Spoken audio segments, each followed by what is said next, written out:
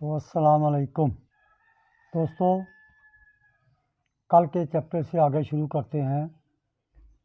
اب میں آپ کو آرکیٹیکٹ کے متعلق معلومات دیتا ہوں۔ آرکیٹیکٹ جو ہوتا ہے وہ مکان کا ڈیزائن تیار کرتا ہے۔ آرکیٹیکٹ کو آپ کی ضروریات پسند ناپسند کے علاوہ پلاٹ کا نقشہ، بما شمالی رخ، چاروں طرف سڑکوں اور مکانوں کی کیفیت کی ضرورت ہوتی ہے۔ اس کے علاوہ بجلی، گیس، پانی، نکاسی آب کی لائنوں کی معلومات بھی ضرور ہوتی ہیں۔ مکان ڈیزائن کرتے وقت مندرجہ ذیل نکات پر توجہ دینا بہت ضروری ہے۔ نمبر 1، ہوا، روشنی اور دھوپ کے مطابق مکان کی لمبائی مشرق مغرب کی سمت ہو۔ کمروں کی ترتیب ایک دوسرے کی مناسبت سے اور اجتماع کے مطابق ہو۔ زیادہ اجتماع والے کمرے زیادہ ہوادار اور قدرتی طور پر روشن ہونے چاہیے۔ باورچی خانہ مشرقی یا شمالی مشرقی حصے میں ہوتا ہے تاکہ صبح کا سورج جراثیم اور بو کو ختم کر سکے اور دن کے بقایا حصہ میں گرمی نہ ہو۔ دروازے، کھڑکیاں، راستے اس طرح ترتیب دیے جائیں کہ شخصی آزادی میں کوئی خلل نہ پڑے۔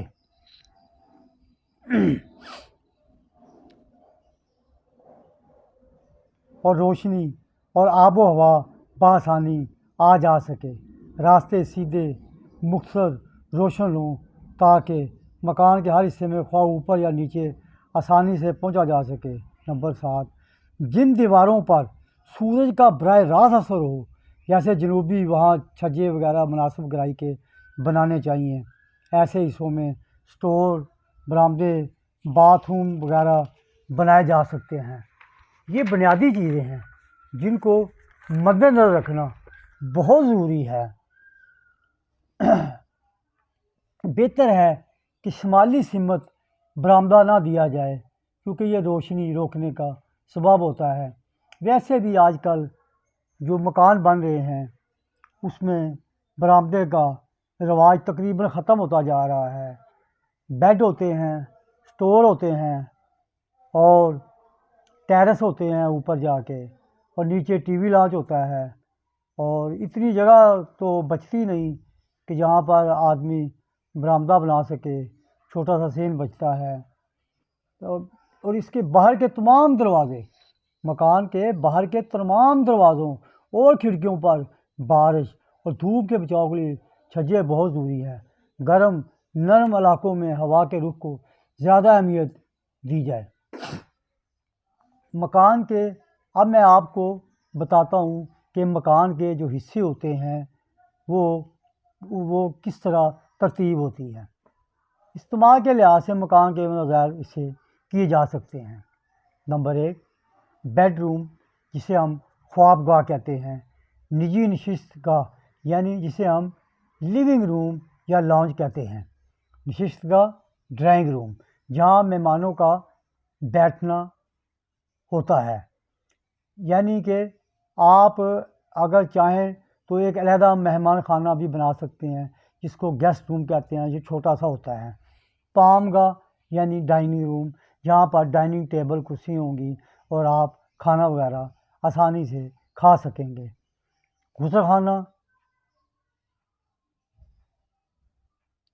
باتھ روم، WC وغیرہ، یہ بھی بہت ضروری ہے کہ بیڈ روم میں اٹیچ ہوں، اور مہمانوں کے لیے بھی ایک علیحدہ باتھ روم ہونا چاہیے۔ جو پڑھنے کی جگہ ہوتی ہے اسے اسٹڈی روم کہتے ہیں، وہ بھی ایک چھوٹا سا ہونا چاہیے بچوں کے لیے۔ اور گراج بھی بہت ضروری ہے۔ گودام، اگر آپ سٹور بنانا چاہتے ہیں تو ایک سٹور نیچے اگر جگہ بچتی ہے بنا لیں، ادروائز آپ چھت کے اوپر جب ممٹی بنائیں تو اس کے ساتھ ایک سٹور کی تعمیر کر لیں تاکہ گھر کا جو فالتو سامان ہے اس میں رکھا جا سکے۔ راستے اور برآمدے وغیرہ یعنی پیسج وغیرہ، یہ بھی ضرورت کے مطابق رکھنے پڑتے ہیں تاکہ گزرگاہ جو ہے وہ آسانی مہیا کرے۔ تو اگر آپ کا مکان بڑا ہو تو ایک نوکر کے سرونٹ کوارٹر بھی بنا دیا جائے تو وہ بہتر ہے، لیکن اس کے لیے پلاٹ 10 مرلے یا کنال کا ہونا چاہیے۔ انفرادی ضرورت جگہ اور رقم کے لحاظ سے ان میں بہت سی چیزیں نظر انداز کی جا سکتی ہیں، یا پھر ان میں سے کچھ کو آپس میں ملایا جا سکتا ہے۔ مثلاً نشست گاہ، طعام گاہ کو ملایا جا سکتا ہے، یعنی ڈائننگ اور ٹی وی لانچ کو آپ اکٹھا کر سکتے ہیں جگہ کی بچت کے لیے۔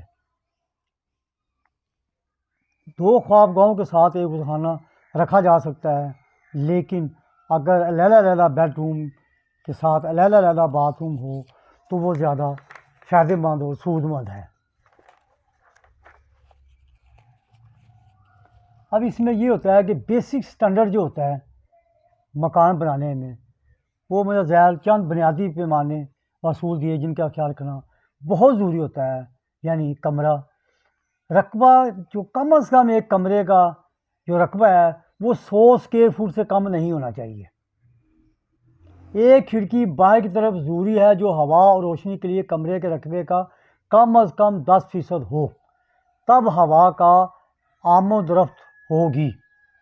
اونچائی اگر ٹھنڈے اور گرم کرنے کا نظام نہیں ہے تو آخری منزل کی اونچائی 12 فٹ اور درمیانی منزل کی اونچائی 10 فٹ سے کم نہیں ہونی چاہیے۔ لیکن اگر آپ مناسب سمجھیں کہ یہ زیادہ ہے، اس کو آپ اونچے والی منزل کو 10 بھی 11 بھی کر سکتے ہیں، لیکن درمیانی والی کو 10 کر کے آپ کی بچت ہو سکتی ہے۔ اگر گھر میں گودام، سٹور وغیرہ، ڈریسنگ روم نہ ہو تو کمرے میں ایک الماری ضروری ہے۔ خوابگاہ کی چوڑائی 9 فٹ سے کم کسی صورت نہیں ہونی چاہیے۔ اس کے بعد باورچی خانہ آتا ہے۔ باورچی خانہ گھر کے نہایت عام حصہ ہے، اس کے لیے منصوبہ بندی بڑی دانش مندی سے کرنی پڑتی ہے۔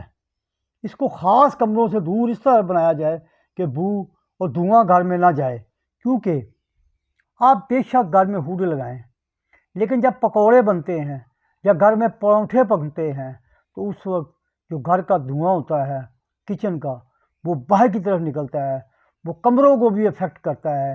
یہ آپ نے ضرور مد نظر رکھنا ہے اور کوشش کریں کہ کھڑکی کچن کی بڑی ہو تاکہ وہ آپ کو زیادہ فائدہ دے۔ تو ان کے ساتھ یہ ایک اگر آپ ایگزاسٹ بھی دے دیں تو وہ بھی زیادہ بہتر ہے۔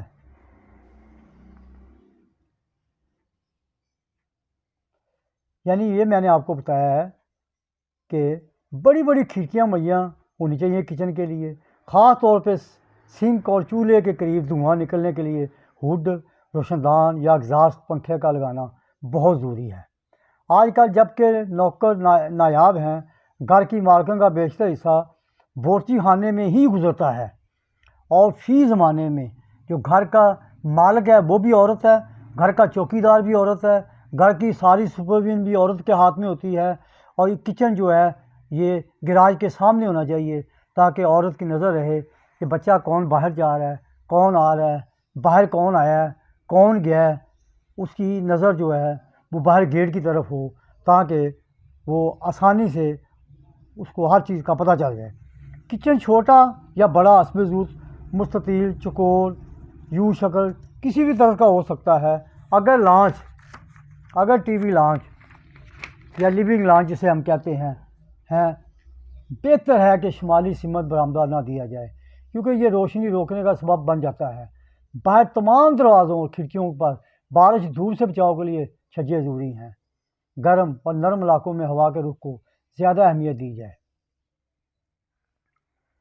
آج کا میں چیپٹر یہاں پر ختم کرتا ہوں۔ السلام علیکم۔